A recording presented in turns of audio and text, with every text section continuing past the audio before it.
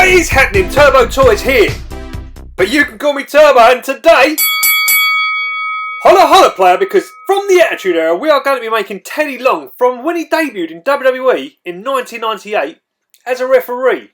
Right, boys and girls, let's get straight into this one. Like a lot of my customers, we're going to start with a casted sculpt from the Build-A-Figure Teddy Long series. And as you can see, it ain't perfect, and we do have some imperfections, so I have primed the skin to make sure they all do show up before I start applying the paint. But a lot of the time, I do keep going back, making sure that all them imperfections are ironed out. And once I am relatively happy with it, I will start applying some paint to match in with the skin tone. And a lot of the time, this will require a couple of coats to get that finish that I like. And as you can see here, painting everything apart from the eyes. And again, what I'll do is look for imperfections before I start to lay in some detail.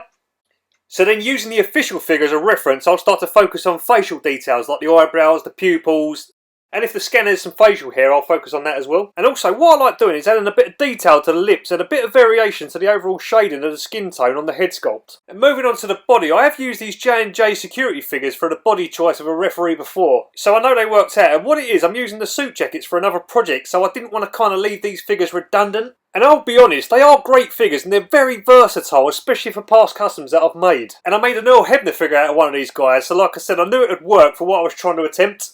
And a fun fact about these figures is that they have Build-A-Figure arms, so if you ever buy a suited Build-A-Figure without the arms, then these figures are a relatively cheap option, so you can use the arms to add to your Build-A-Figures. And I also like to keep the tyres because they add good variation if you ever do fix-ups with suited figures. And another really interesting fact is the ankle articulation to the shoes. It's the same as the Elite, so if you ever want to use these shoes on an Elite figure, you can. So after getting the figure apart, I had to sand away the shirt button design and fill in where the tie was attached to get it looking like more of a type of polo shirt. And then again priming it to make sure I was happy with how it was all going and how it all looked. Now using clay, I had to sculpt on the biceps where the short sleeve ends for the shirt on both the arms, and then later I'll be painting that in to match the rest of the shirt. And then I'll just go around the figure making sure that all the base layers are all painted in and checking for the joints don't have paint rub, and in my experience it's a very hard task because you can't always avoid that. And then once I got all the parts looking the way I want them to look before I start adding the finishing touches, it's now time to start the decal application. And it's the bit I dread when doing a custom like this because you have to be really patient, and with this one I'm doing every individual line, so the process is very time consuming. It's the kind of task I'd like to put off as long as I can normally. But after a lot of time I finally finished off both front and back of the shirt, as well as doing the lines on the sleeves, and all I have to do now is paint the rest of the details in and finish off with a couple of decal designs, and this is the final product.